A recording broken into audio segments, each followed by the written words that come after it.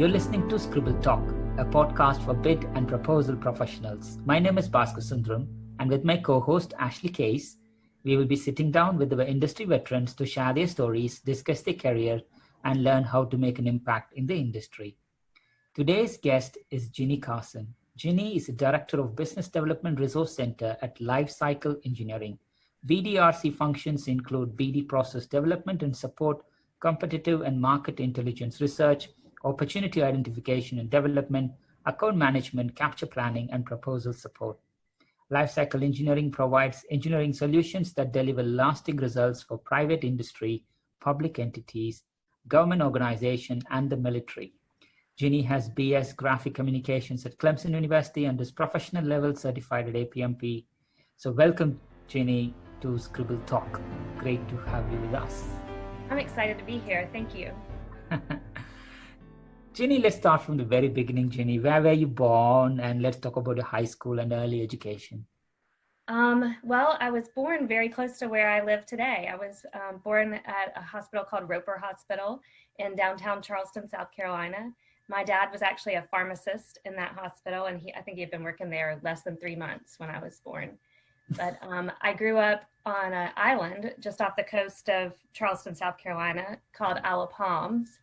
And it was really an idyllic childhood. I waited tables in local tourist restaurants as a teenager. I spent a lot of time on the water and on the beach. And I came back here when my husband and I wanted to start a family because I really enjoyed growing up here myself, and we thought it would be a great place to raise our family. Wow, that's amazing. So living in the same place and working in the same place, you're so blessed actually. Many people, they travel a lot. So you did briefly mention about your job. What was your first job, Ginny?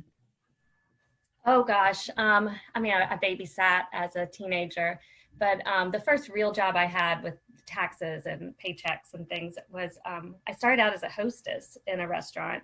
And then I went on to become a bus girl, so the person that takes your dishes away after you finished eating. And then for many years, I was a waitress. And in fact, I owned a small business for a short period of time in my grown-up career. And during that time, I supplemented my income as a waitress as well. So I always say that God made me a waitress. I just happened to choose a different profession. But I loved waiting tables. I loved serving people. I like anticipating what they need. I like it's silly, but I liked the thrill of being even more efficient every time so that I could move my tables through. I don't know. It was a fun job for me. I met a lot of different people, had a lot of fun. Wow. So how long were you doing that, Ginny?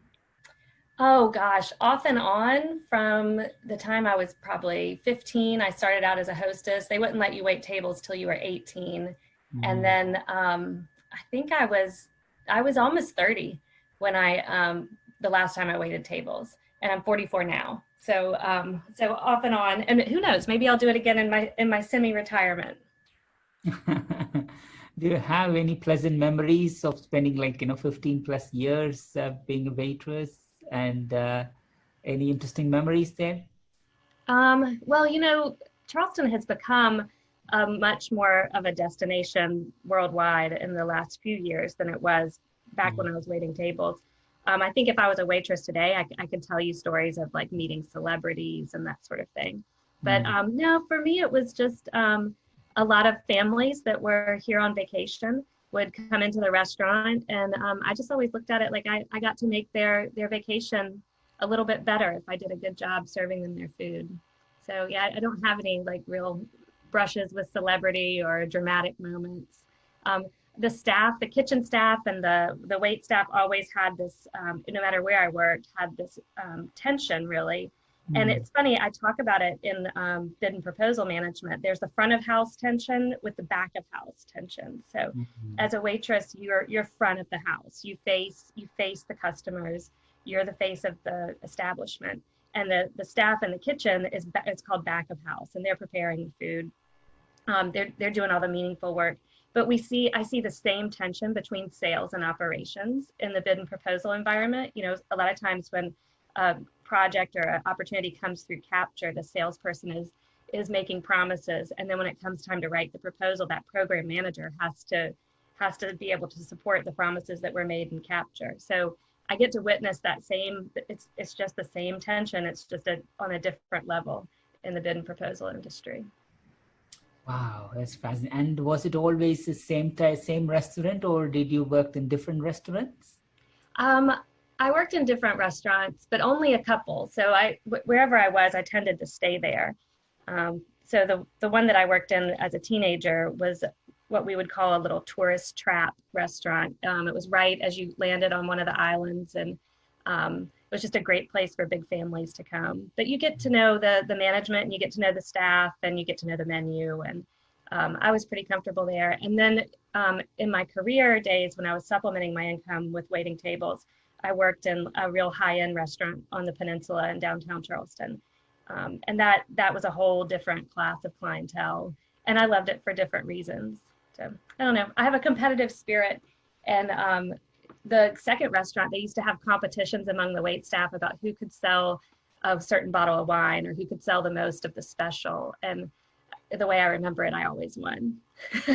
Oh, wow.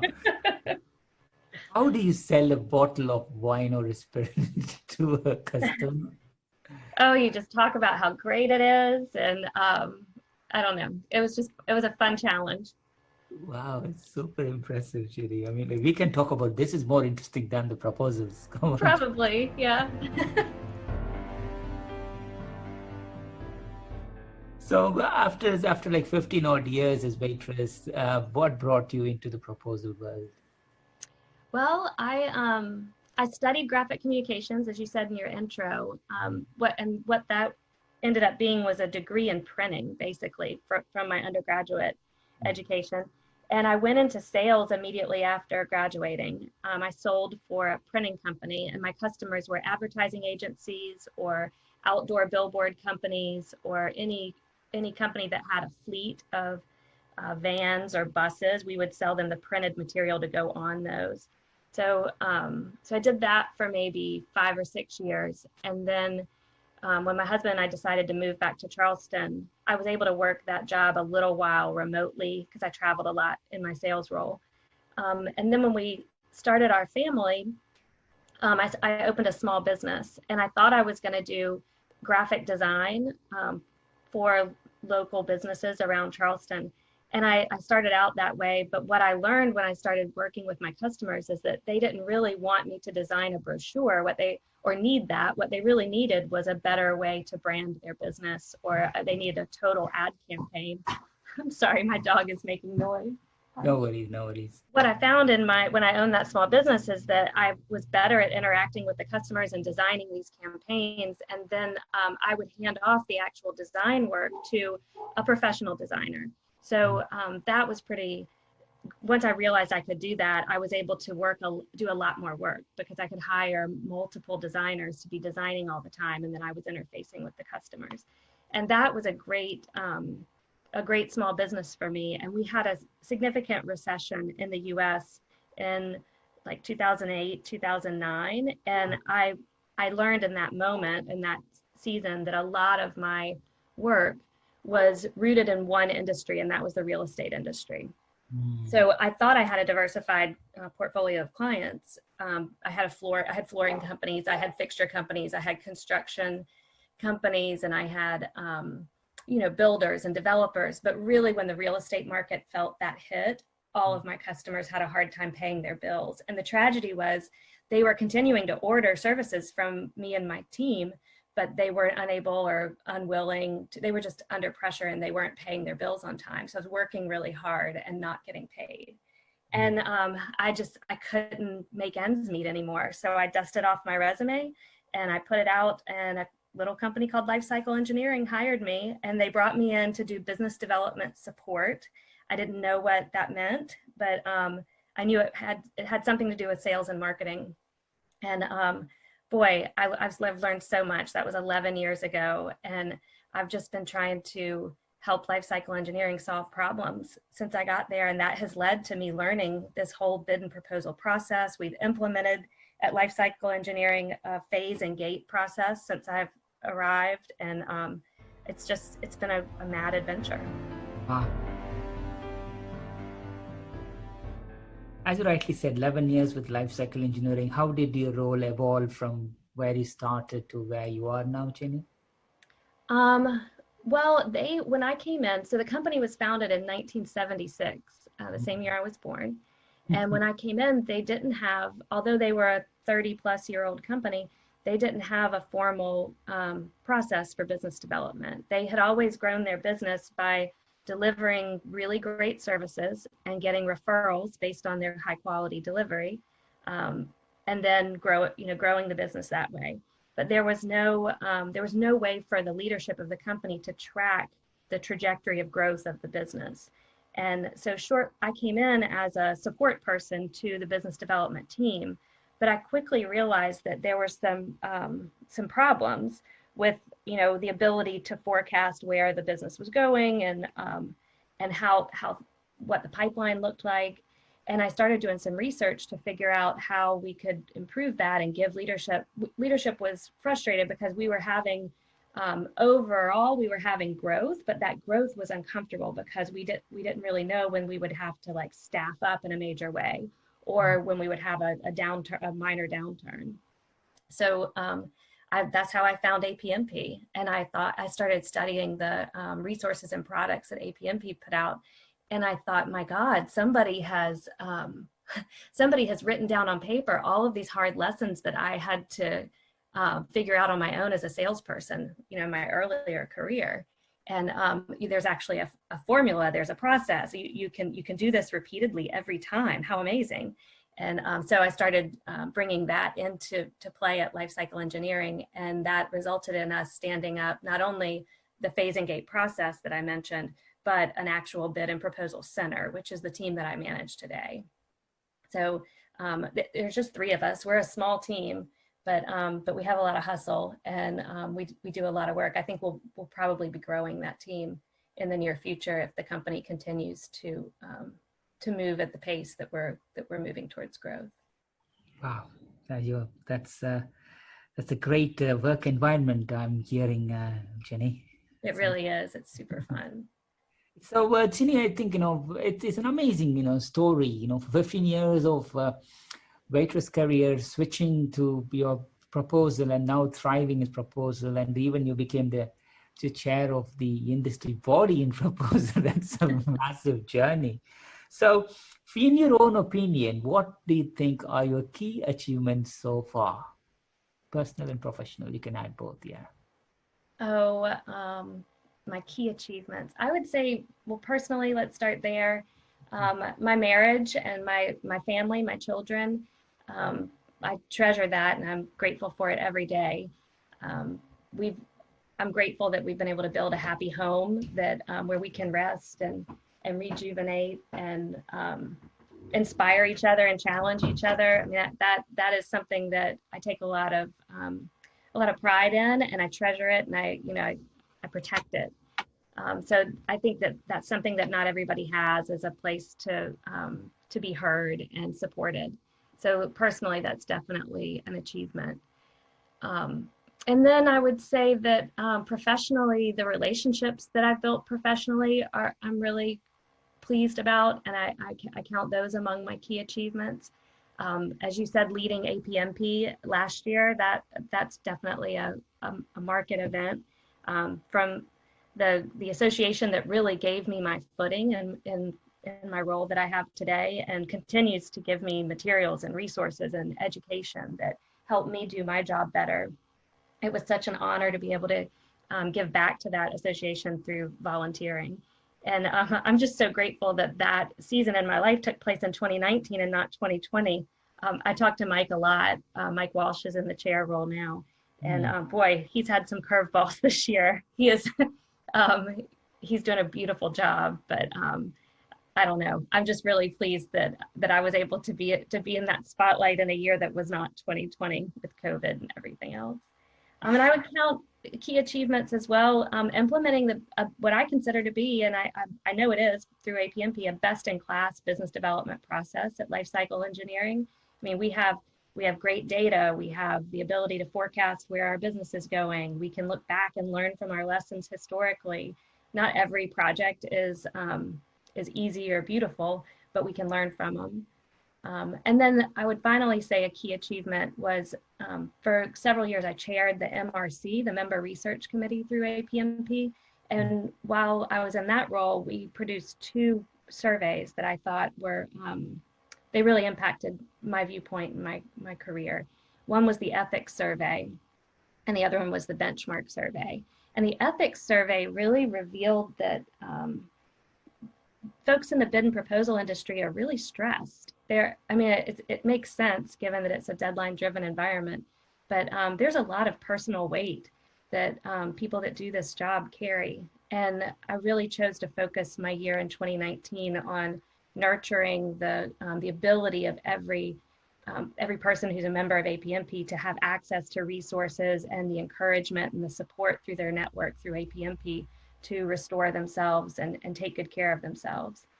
So that ethics survey, and I didn't do that alone. That was a project of the Member Research Committee, and Peggy DeFore brought that, a member of APMP brought that to us. So it wasn't, I won't claim it as my own, but just being a part of it was a big deal for me. Definitely. I think, looking back, I think there were times where we used to be, I think, colleagues like maybe 20 years ago, I used to be super proud that they used to work all weekend, 24 hours, 72 hours nonstop.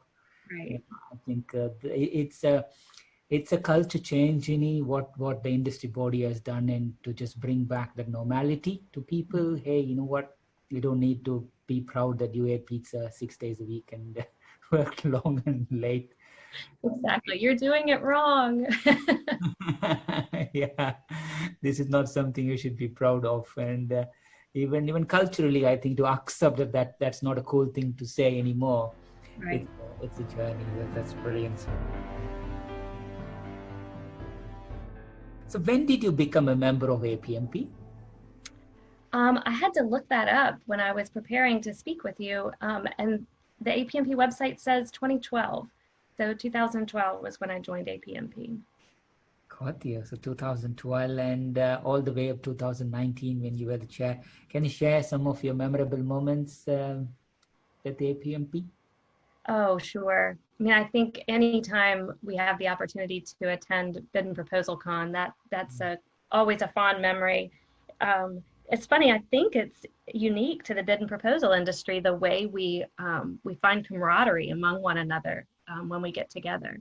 So that fun-loving camaraderie, the ability to relax with people who just inherently get what you're facing every day at work, that's so fun. Many fond memories engaging with my friends through APMP at Bid and Proposal Con.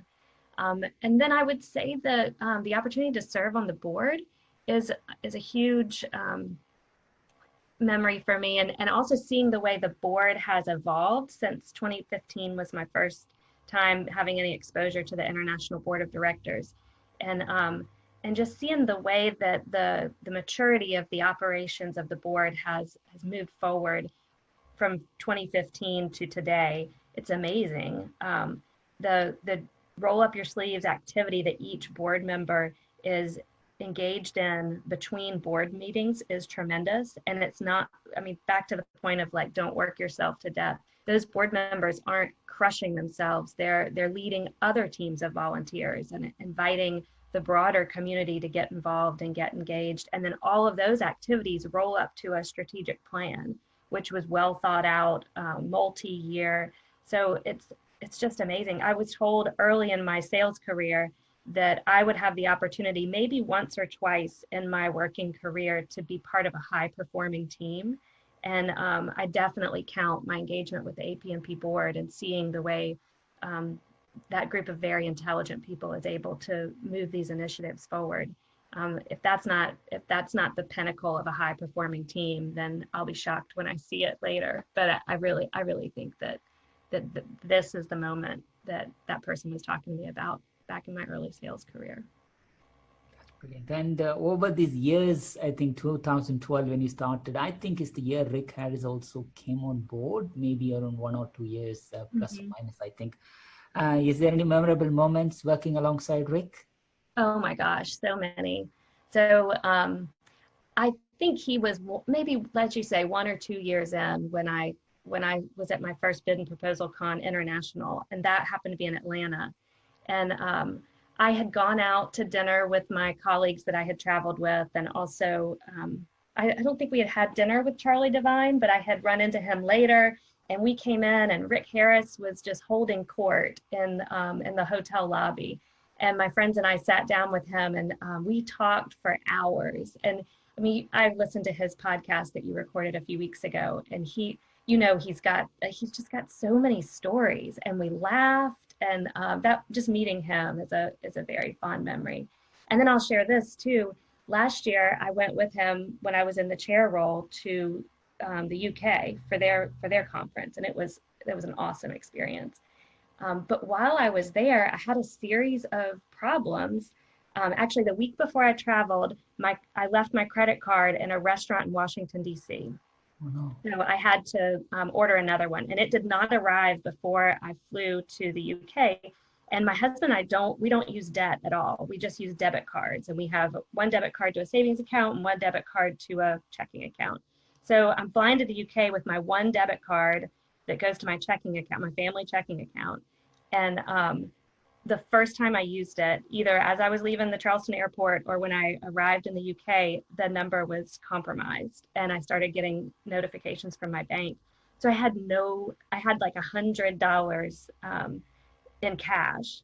And Rick, he carries a ton of cash, and he had done his touring on the front side of the event, and I was going to do mine on the back side. And he just handed over the money in his wallet to me for me to hold on to until my replacement card could get shipped over. But that's just the kind of person he is. He's amazing. He's a dear friend, and his commitment to this association and the way he leads the association and the way he serves the board, he's a key element to the success that APMP has experienced. I think it's mutual, Ginny, because when I asked Rick, I think since you heard that episode, when I asked him about warm memories of APMP, he didn't mention all the names. He only mentioned around 6 or 7 names, and your name was there. Oh, yeah. Yeah, we definitely have a great professional relationship. And he checks on me personally too. You met my dog when we were just kicking off at the start of the podcast. He was up here with me, and my dog and Rick's son share the same name. And so he'll ask me, how's Ryder the dog doing? And I'll tell him, and then I'll ask him, how's Ryder the boy doing? So yeah, he's a dear friend and a trusted colleague for sure. That's nice. You also presented in many conferences yourself, Ginny. Do you have any warm memories of presenting at the conference, BitCon? Oh, Bhaskar, when I think about presenting at the conferences, I mean, APMP has put me through those presentations at the very edge of my comfort zone over and over again. To stand up in front of what I think is a very well-informed, eager to learn audience, and then speak about something I think I've learned or that I care about, it's very humbling.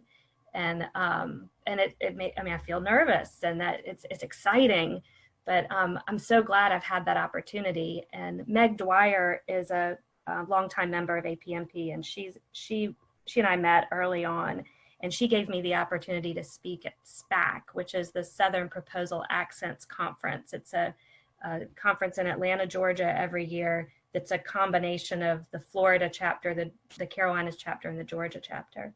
So I started out speaking there, and then I took that same topic, I think, to the international stage and spoke there. And then, of course, last year at the Bid and Proposal Con, I had to stand up on that stage multiple times every day in front of all the attendees, and it never stops being a humbling, exciting, thrilling, nerve-wracking experience. But I'm so grateful that I've had that opportunity, because I think it's made me a better presenter to my own company and to our customers. And it's given me a level of confidence that I don't think I would have gained otherwise. And you also went through your certification journey, Ginny. How did it go? Smoothly or? Yeah, I think it was smooth. It was appropriately difficult for sure. And I was challenged. That's another way that APMP has sort of pushed me to the edge of what I thought I was capable of. in each case and each level of certification, there's sort of like the learning phase where you kind of educate yourself on, okay, what am I about to encounter here with this study? And then I always find as I go to pull together the materials, either to study for foundation or to present for the third level, that I'm always like, I know a little bit more than I thought I knew about this, and then it's entirely gratifying.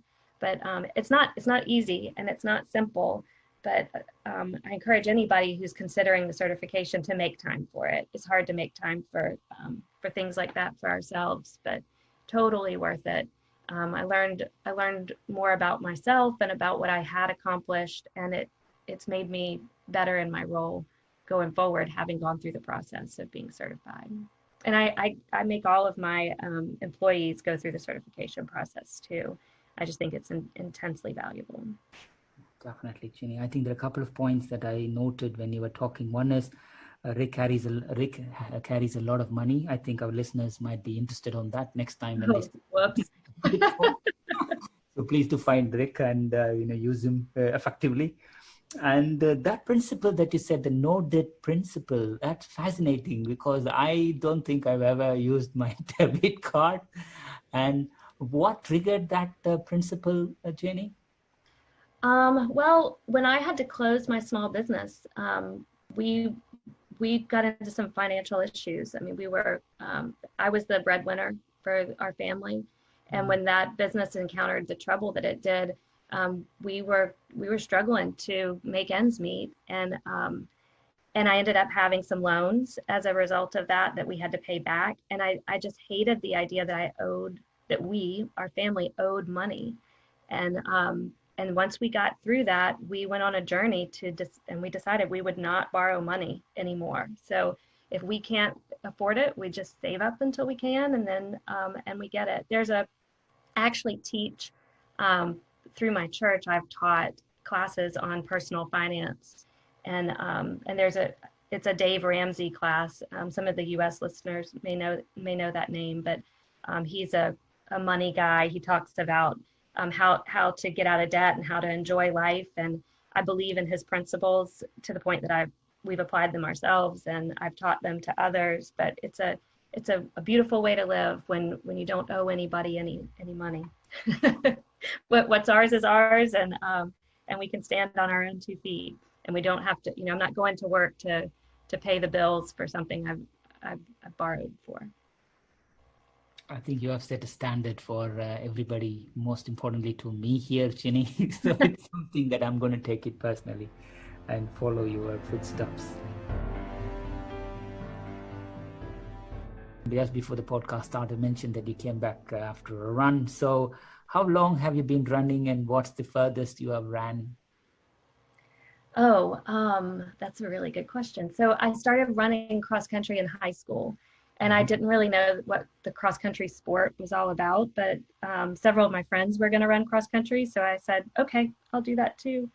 And the first time we had a cross country meet, the length of the race was 3.1 miles. I came in 4th. And on the bus ride home, the coach found his way to my seat and he asked me for my name. He had not even bothered to know what my name was until I ran well. And I love the way it makes me feel. I've been a runner ever since then. And the longest distance I've ever run, for several years, my husband and I joined a team, and the team together did a 200-mile run.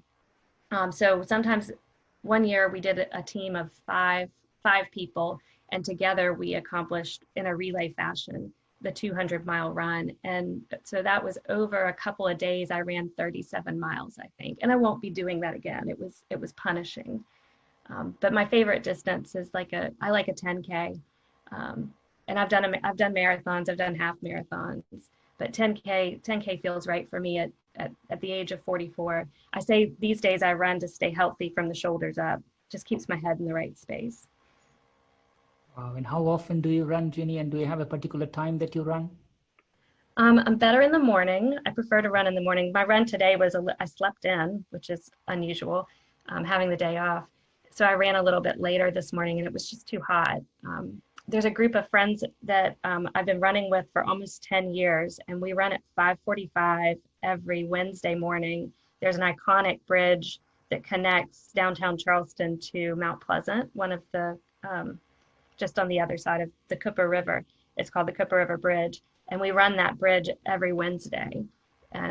That is one of my favorite things, the camaraderie that I have with those people, the history that we now have together over 10 years. And it's not always been the same group. People come and people go, but there's some core members who've been running together for almost a decade.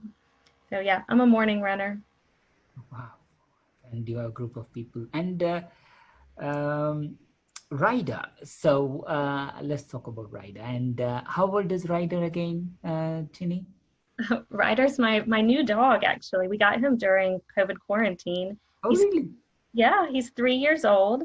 And he just brings us so much joy. I just can't, I didn't expect it. We've always had dogs, and I love each of them, but Ryder is, he's super special. If you could ask Ryder one question, what question would you ask him? Oh, I would love to hear what his voice sounds like. I have a voice that I use when I speak as though I'm Ryder, and it sounds a little bit like this. But I just wonder what his voice would sound like. What personality is in there?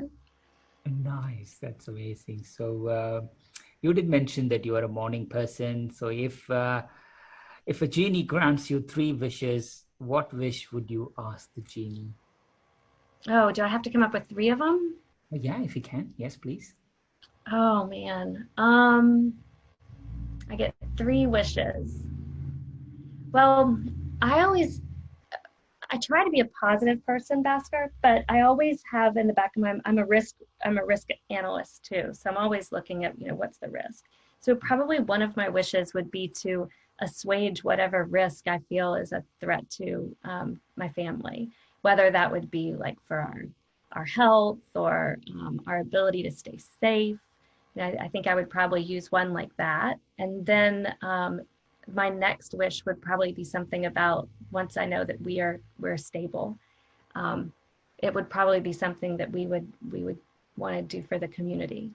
So like, I don't know if we could serve our community in a way that would help make lives better. That, I would have a wish in that zone. And then maybe the third one would just be like something crazy fun, like a huge vacation or, what I really want to do right now, Bhaskar, is go out to eat in a restaurant. I really want to be waited on, and I want somebody else to do my dishes after the meal. But during COVID quarantine, we haven't had that opportunity. Tell me about it. Those simple things that we thought we took it for granted. Now everything like, oof. Yes. It's unbelievable. So that's great. So what are your hobbies and interests, Ginny? Well, we talked about running. That's definitely a hobby. I love to water ski. I was actually on the water ski team when I was studying for my undergrad at Clemson University. There's a bunch of lakes around the university, and there was a professor of mine was one of the coaches for the water ski team. So I got involved with that, and I grew up skiing behind my dad's boat. And then I ordered a custom ski when I was part of the ski team at Clemson, and I still have that today. And when we're out in the boat, if the water's nice and glassy, I'll ask my husband to throw the rope out the back so I can ski for a little while. So that's one of my hobbies.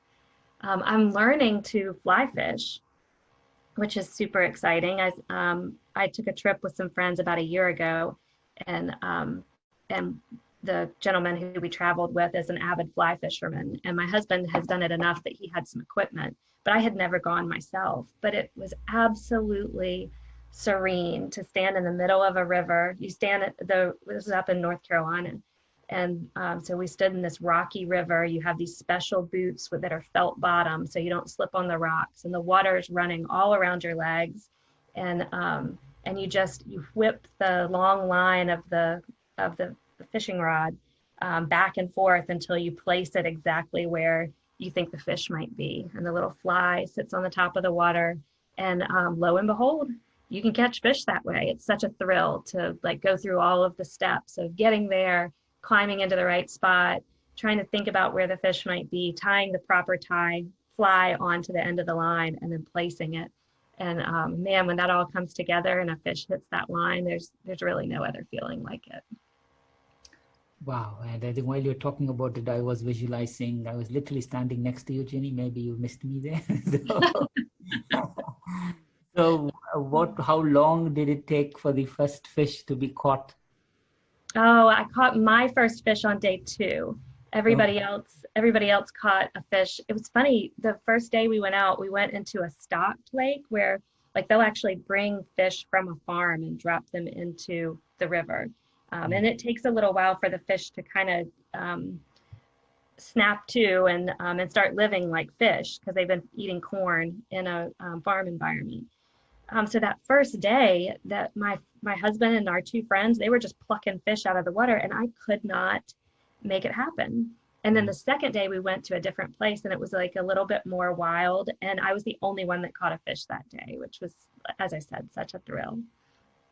Wow, that's brilliant. So you did mention that, you would love to go to a restaurant, but if there is any place in the world that you would choose to go now, which place would you choose to go and why? Oh, the first thing that comes to mind is I would love to go back to Spain. For my 40th birthday, my husband took me, he's a Spanish teacher. I don't think I mentioned that, but, and he's shown me, he was my first exposure to an international world when we started dating when we were in college. But he's taught Spanish for his whole career. And when I was 40, we both saw Spain for the first time, and it was just a magical trip. We started in Madrid, we went to Barcelona, we finished in Menorca, and it was lovely. It had everything. It was urban in Madrid, and it was edgy in Barcelona, and the food was fantastic. So that, if I could hop on a plane right now, that's where I'd want my ticket to go.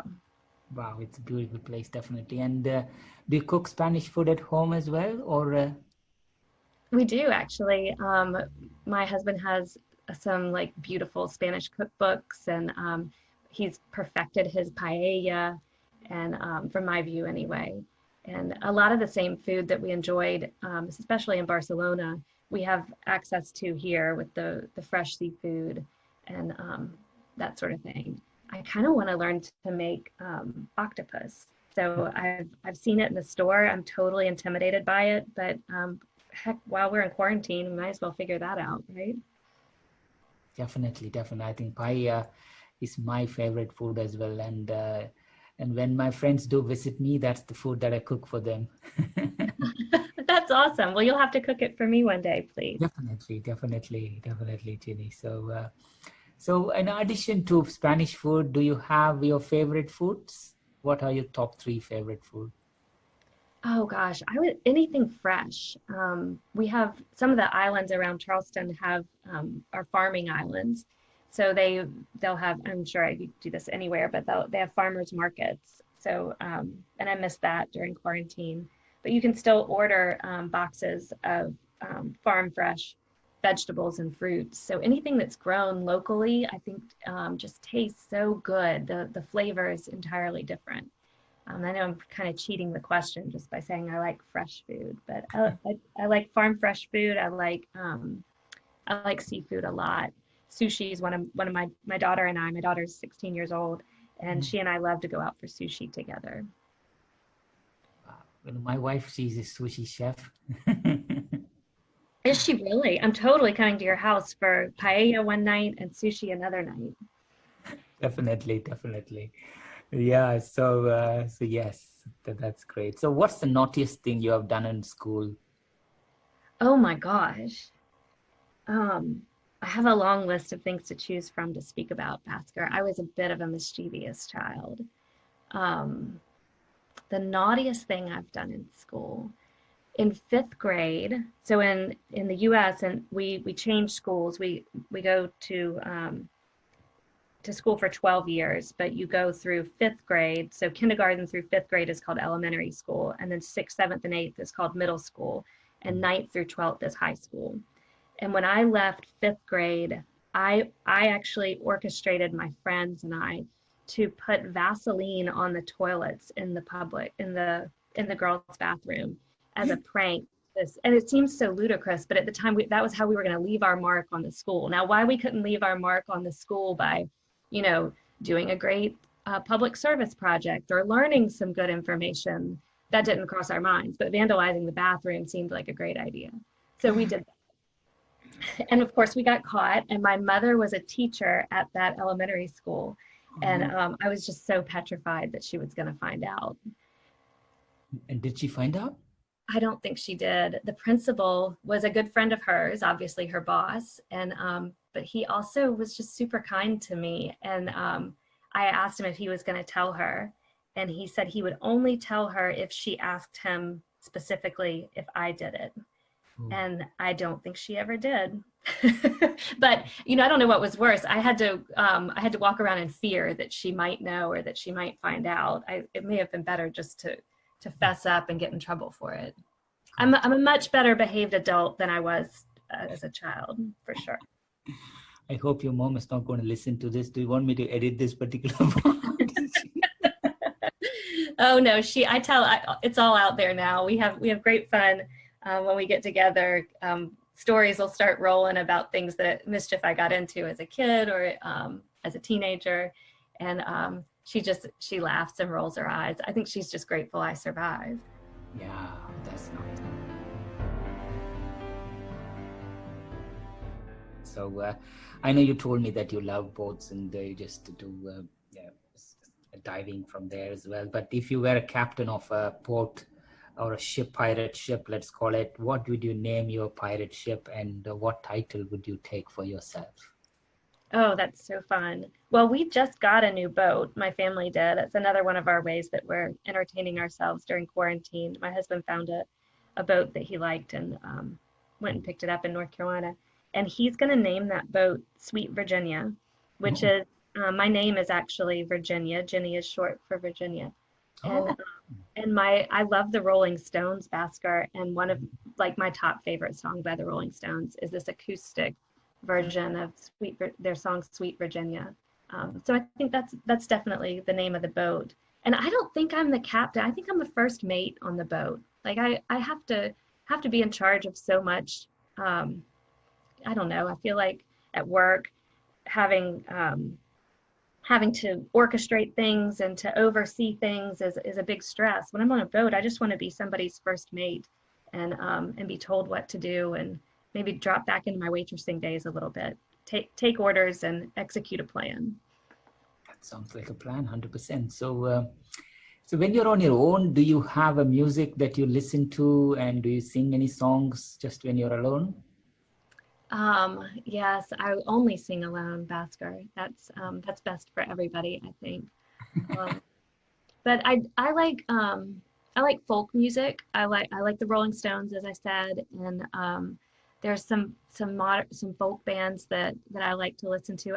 I grew up listening to country music. That's what my parents were into, and I fell in love with the stories that you can hear in the songs. So I think as an adult, that's what I'm looking for too. Bluegrass or folk music is really interesting to me. So here is a question for you. If people from Poland are called Poles, do you call people from Holland Holes? I would probably just call them by their first name. Got you. That's a good one. So why do round pizzas come in square boxes? I have no idea. Well, I could guess. Based on my time in the printing industry, that's probably the most efficient way to fold the cardboard. Yes, that's the right answer. So if Jurassic Park was real, would you visit it? Oh, no, I wouldn't. There's that whole risk factor that I told you. I'm a risk analyst, and that the risk of being eaten by a dinosaur is not worth it. No, I'd watch the videos. So how do you work out the risk? Because if you look at risk, then travel is a risk, then running is a risk. So how do you plan risks of if this is optimum risk to take and this is not a risk in life? Ginny, do you have a metrics or a formula? No, it's all just gut feel, and it's probably not very rational. Now that I hear what you've said about that 200-mile relay race that I mentioned earlier, that was a high risk activity. I mean, not only from the aspect that we could injure ourselves by running that many miles, but we were running on country roads all throughout the night. It was a 24-hour relay, so there were times where we were running at like 3 o'clock in the morning. But I guess I should confess that I'm a thrill seeker too. So. And I don't have a system or a logical metric that I use to figure it out. If it feels like it's worth it, I'll probably push the go button and try it. Travel does definitely push me to the edge of my comfort zone. That on the heels of that trip to the UK that I mentioned with APMP last year, my husband put my daughter on a plane, and so when I finished up with the UK conference, she flew over and met me at Heathrow. And then the two of us went to Paris together. And it was a quick trip, and it was super fun. And I'm so glad we did it, especially now with COVID and the way the world is today. But I will tell you, I was edgy the whole time. I had never been the one in charge of a trip like that before. And to have, my daughter with me, I felt like I was her protector, which of course I am as her mother. So yeah, you're right. Travel is definitely, there's some risk involved, but man, is it worth it to be able to see a new place and meet new and interesting people and taste wonderful different foods. Totally worth it on the other side, in my opinion. I can say that now that I've survived all of the trips, right? Yeah, I think it's true. I remember I did, when was it? I think last year or something. My wife and I, we normally we go to Japan. She goes to Japan every year, and I went every 2 years.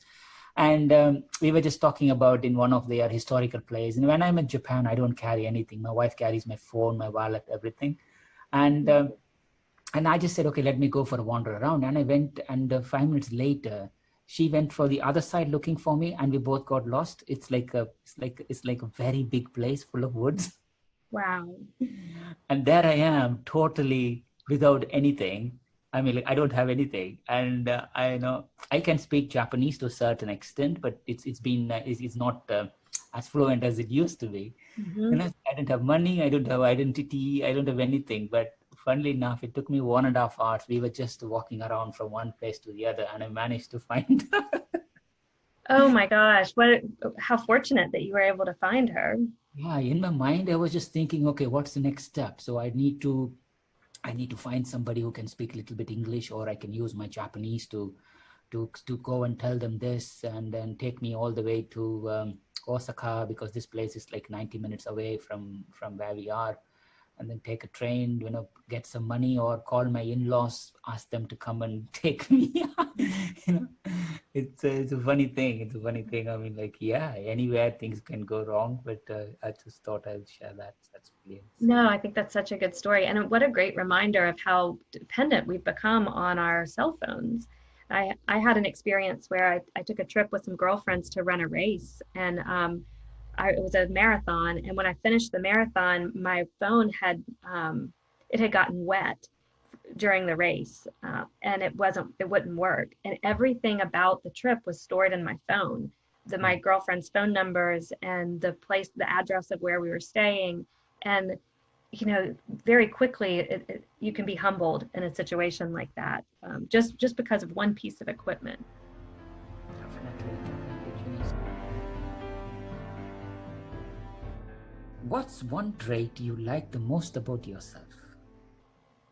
I'm prepared for this one because you sent me the questions ahead of time. I'm trying really hard these days to be a learner. I think that we run a risk as we get older and I've seen it. I've seen it in myself, and I've seen it in others around me, where we begin to think that we figured things out, and we stop being open-minded to new ideas. So I'm trying to combat that in myself and be a learner. I try to read a lot. I try to listen a lot. I try to put myself in environments like APMP has helped to engage with people who are not like me. But I love to learn. So opening our eyes to things that we didn't know before, or perspectives we couldn't see before, is a real gift, and it enriches our life. So learning is one of my favorite things. And who are the people who have been the most influential in your life and career? I would say certainly my parents. I mean, they got me here, right? And they continue to take good care of me. They're great, wise and kind people. I would say my husband is he's my best friend. He's seen me at my worst, and he still wants to hang out with me, which is pretty great.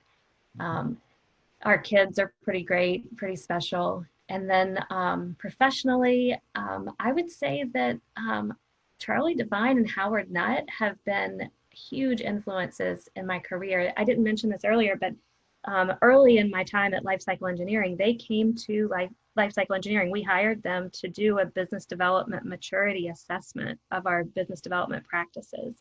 And it was that assessment that launched us towards creating the phased and gate process that I mentioned earlier.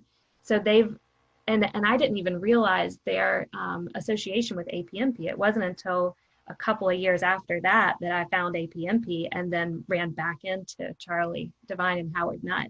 But they were the first glimpse I had into like a structured process, predictable way to more predictably win business.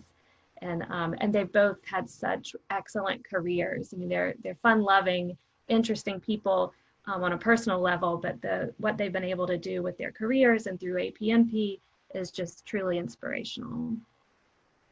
Wow, that's brilliant, because one of the reasons, or the main reason we have this Scribble Talk podcast, is because of Howard, Ginny. Oh, I did not know that. Tell me more. Yeah, the only reason I got associated with APMP was Howard. So until 2015, I wasn't aware of APMP at all. So I took a senior position in one company here in UK, and I was looking at restructuring the company because we had like 130 people part of the team. So I didn't want to do that just like differently. So I thought, okay, let me use an industry standard. Then I came across PDCMM. Mm-hmm. That's how I came to know Howard. And in 2015, I lost my father.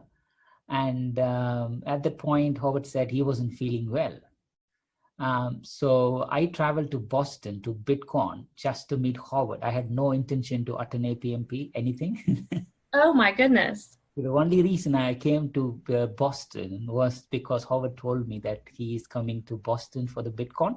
Mm-hmm.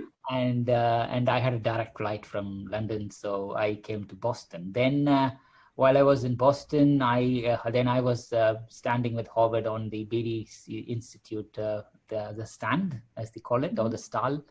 And then I was like, what's this whole thing about? Bitcoin. And then next year I came to speak in Bitcoin, and 2017 I spoke in like 3 Bitcoins, like, UK, US, and one more locally. And then 2019, I became a training provider just to serve APMP to take it to the emerging economies, because many countries, they don't have workshop-based stuff. So it all started because of Howard.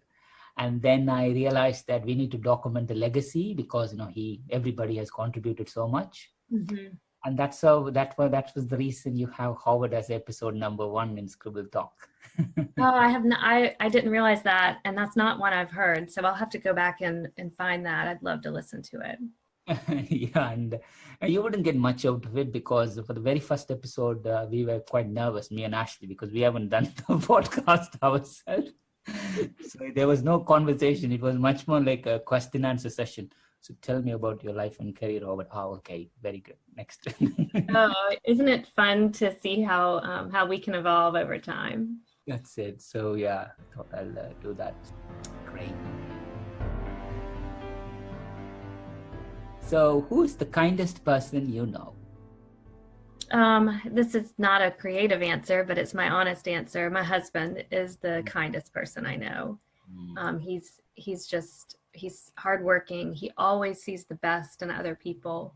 I believe that each of us is a mixture of good and bad, and he's just so he naturally finds the best in all of those around him.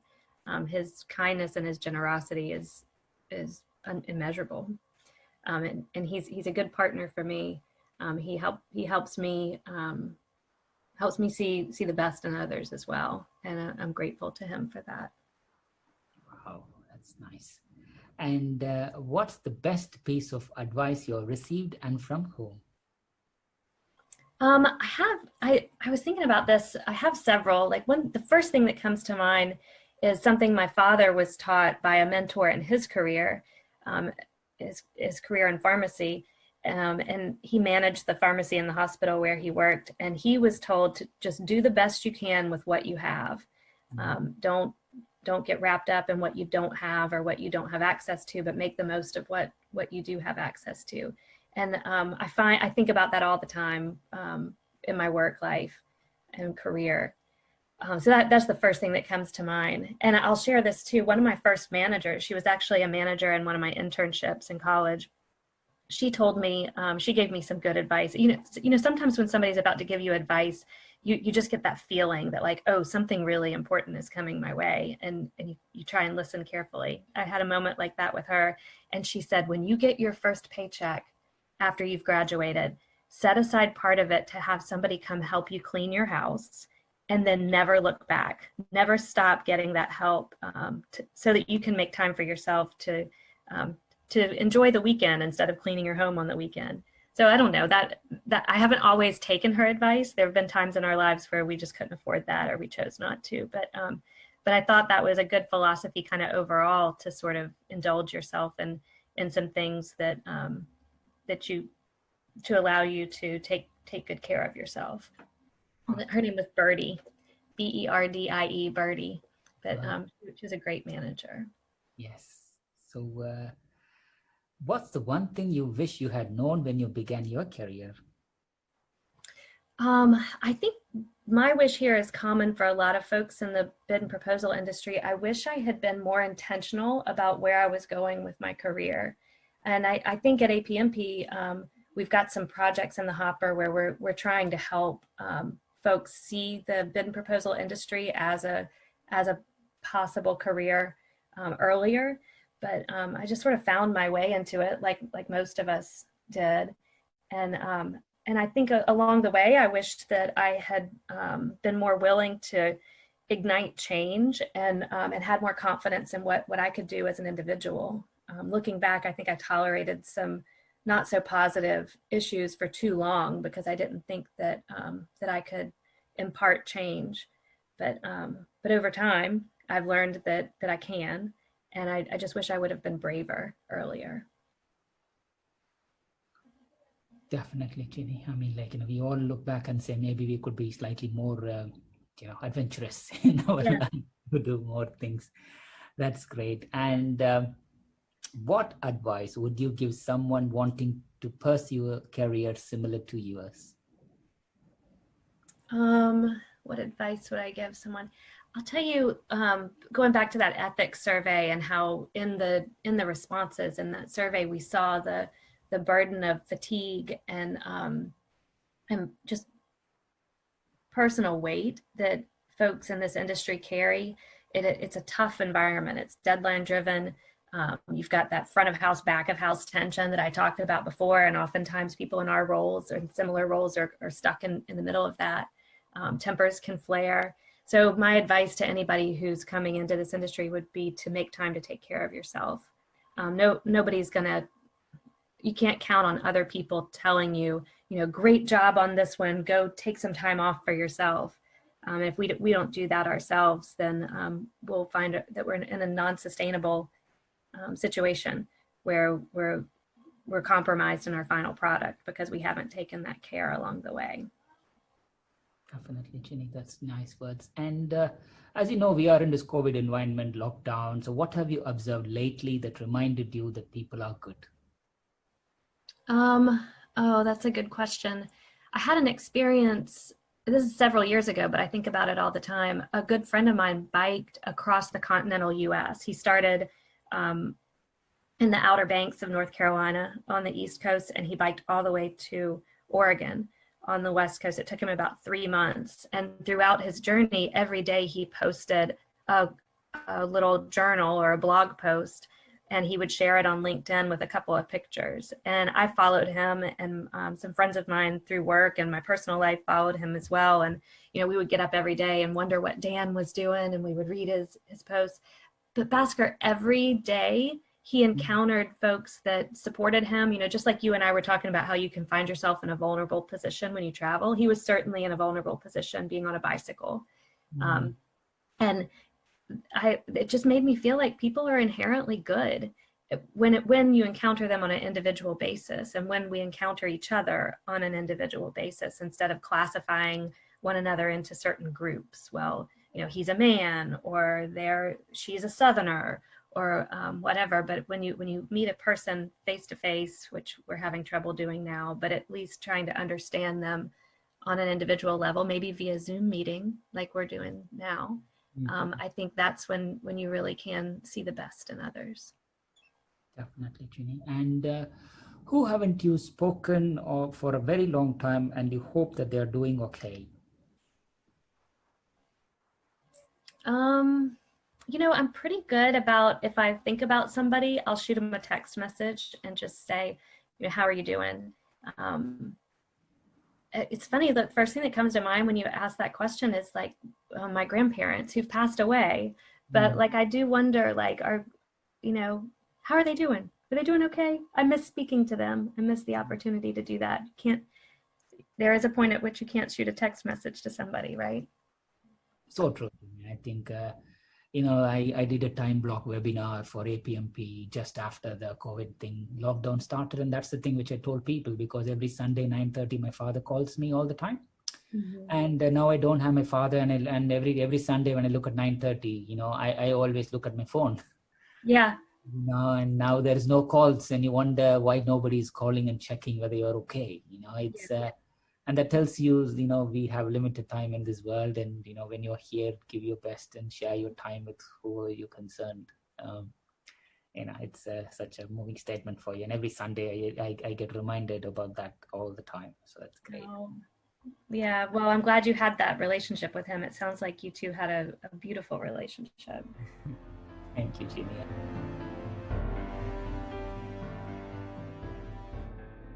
Ginny, successful career so far, a massive flip from where you started to where you are, went all the way to become a chair of APMP and now doing big things at your company. What's next for you, Ginny? Oh, you know what I get really excited about is empowering others. So, that was sort of the leading star of what I hoped I was able to communicate in the chair seat in 2019, was giving APMP members the resources that they needed to maximize their careers. But I'm also involved at LCE today in our innovation initiative. And I think that a lot of companies, a lot of industries are tossing the buzzword of innovation around, but I'm biased because I'm on the core team of our own innovation initiative, but I believe that we are truly instilling an innovative culture in LCE. And it's very exciting to see we're giving a mechanism and a means by which our frontline employees can share their ideas and create new products and services that they know will sell well with their customers, because they're the ones who are engaged with those customers day in and day out. And then we've given them, it's sort of like a business development process, a phase and gate process. It's like, there's a little bit of Shark Tank in there where they develop their idea for a little while and then they pitch it to the Innovation Council, and the Innovation Council has a budget that they can allocate to certain ideas. So to me, harnessing the innovative power of frontline employees is a real passion in this moment. So I think continuing on that journey of empowering others is how I would like to move forward in my career. Oh, that's super powerful, Ginny, and definitely you will do that.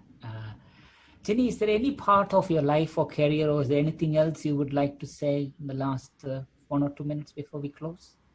Well, I'm grateful to have the opportunity to speak with you. I don't often talk about myself this much, so this has been a little bit of a different moment for me. So thank you for giving me that opportunity. I hope that your listeners will find what we've tossed back and forth interesting, and if I'm super lucky, maybe inspirational.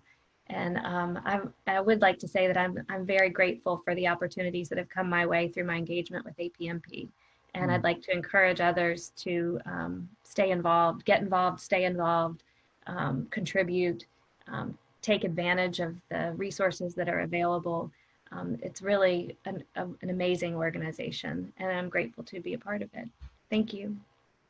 That's beautiful. Thank you, Ginny. And thank you so much for your time today, Ginny. It's really been a privilege to have you with us at Scribble Talk. I mean, like literally, we wish you all the good health and happiness. And please do continue to inspire not just APMP bid proposal colleagues, but everybody around you. Stay safe, stay healthy, stay kind, stay happy. Thank you so much, Ginny, for your time. Oh, all the same to you, Bhaskar. Thank you. And I'm really looking forward to tasting your paella and meeting your wife and enjoying her sushi. So I enjoyed getting to know a little bit more about you as well. Definitely, Ginny. Next time when you plan to come to UK, do let me know. So definitely the party is up. Oh, I will look forward to that so much. Thank you. Take care, Ginny. Look after yourself. To our listeners, thank you so much for tuning in. Please visit batchyscribble.com/podcast to listen to this episode and check out any of our other previously recorded episodes. If you've enjoyed today's interview, don't forget to subscribe, review, and share the Scribble Talk podcast. We hope you'll check out our next episode where we interview another industry expert and special guest. Until then, it's Ashley Kays, Bhaskar Sundram, signing off.